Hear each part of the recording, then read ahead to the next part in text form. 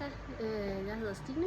Jeg står her i Megaværket på Frederikssund Gymnasium, som er et læringslaboratorium, som vi har bygget i skolens gamle gymnastiksal. Jeg kommer til sådan at lige vimse lidt rundt sådan her med mit lille kamera, og det håber jeg fungerer. Men som I nok kan se, så er det ret tydeligt gymnastiksalen, der er omdannet til et megaspace.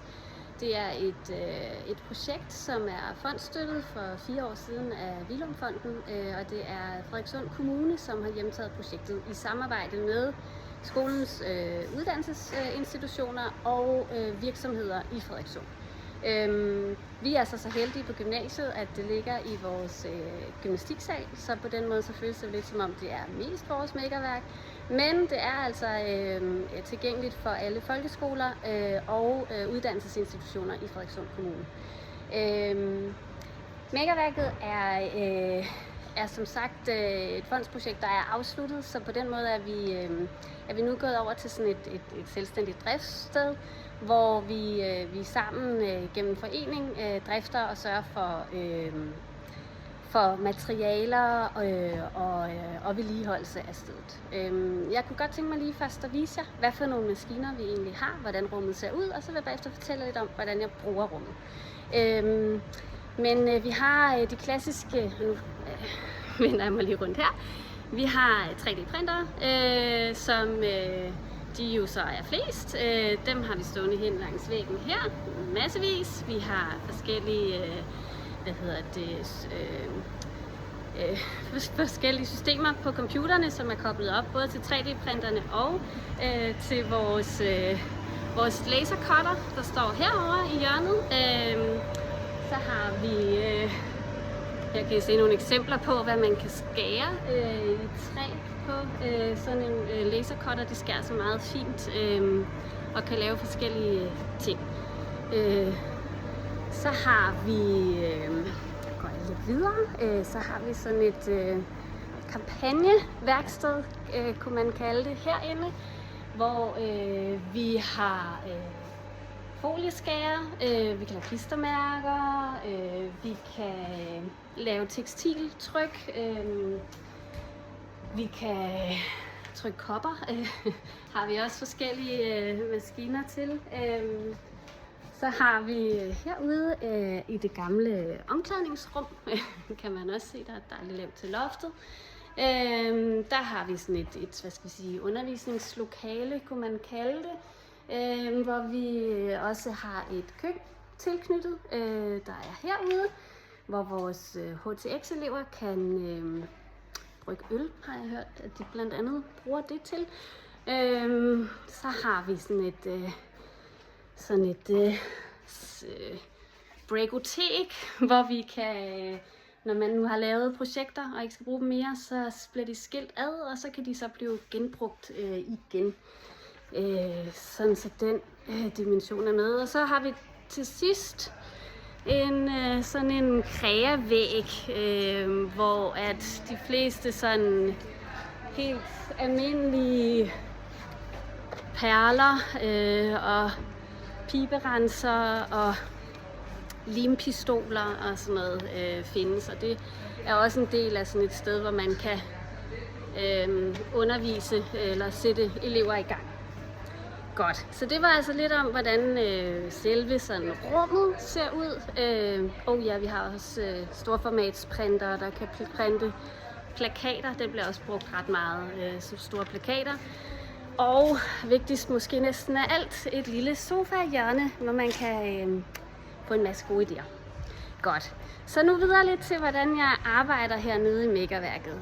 Jeg arbejder rigtig meget ud fra sådan en designprocesmodel, som består af nogle metodebrikker, hvor jeg arbejder ud fra en udfordring. Det kan være hvad som helst. Lige i den her fase, så er det den gode stol. Jeg tror, det er nogle HTX-elever, der har skulle designe en god stol. Det har været deres udfordring. De har sikkert haft nogle faglige ståsteder, nogle teorier, nogle bestemte benspænd, som de har skulle udarbejde, eller arbejde ud fra i deres udfordringsfase. Det næste man gør, det er, at man undersøger, hvordan ser den gode stol egentlig ud? er vi ude i noget med, at det skal være komfortabelt? Hvad skal den bruges til? Er det designet? Er det, hvordan den ser ud? Der er en undersøgelsesfase, som ligger til baggrund for en idéudvikling. Idéudviklingen den munder ud i en designfase, hvor man laver nogle skitser. Så er der en prototype, en testfase og en iværksættelsesfase. Det her det er en fleksibel model, så man kan ligesom tage fra på, hvad der giver mening i sin undervisning. Vi har nogle forskellige sådan add-ons. Det kan være, at man synes, det er vigtigt at få pitchet undervejs, så den fase kan man putte ind undervejs. Man kan måske også arbejde progressivt med sit team. Det kan være, at man taler om noget med roller, eller hvordan man arbejder i det. Det kan også være, at man simpelthen har brug for, at eleverne går lidt mere på opdagelse. Så prøver at holde dem lidt fast i deres undersøgelsesfase, for eksempel med den gode stol. Så det er altså den model, jeg bruger, når jeg arbejder hernede i Makerværket. Og hvordan bruger jeg så modellen?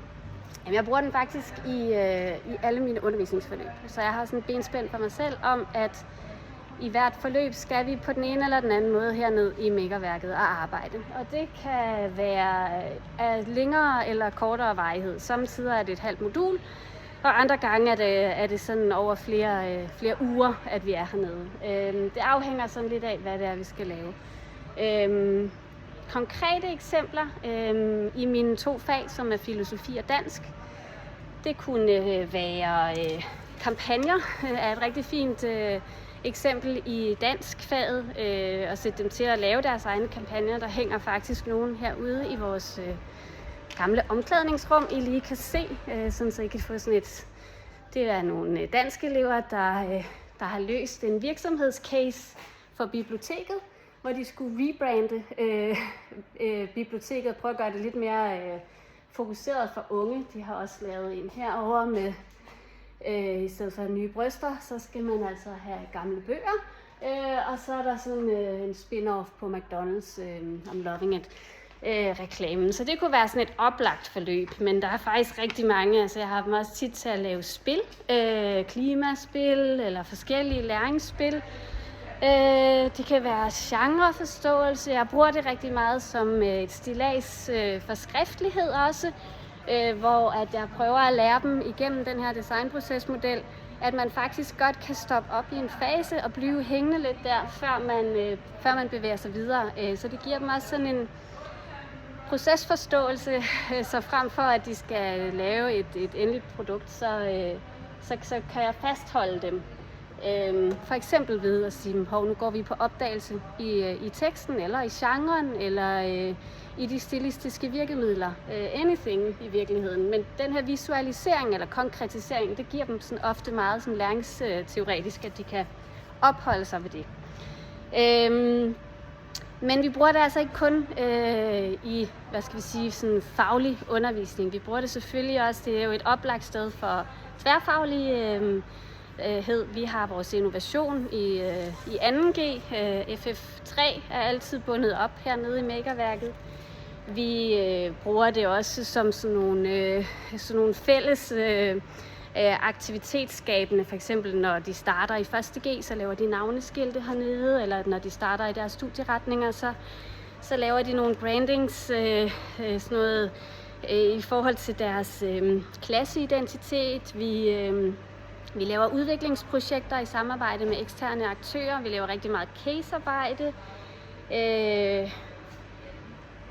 Og så er der faktisk lige nu jo sådan meget relevant, så er vi ved at lave nogle studenter huer. Så vi bruger det rigtig meget, også, altså både elever, men også som skole. Det kan mange ting. Jeg lovede Rune, at den her video ville være 5 minutter. Nu er den blevet 10. Men altså, jeg tænker, at jeg kunne godt have lavet den meget længere. Men hvis I har lyst til mere viden, så spørg I bare Rune, eller kommer på hans kursus her til jul. Eller også så er I meget velkommen til at række ud, eller komme på besøg. Ja.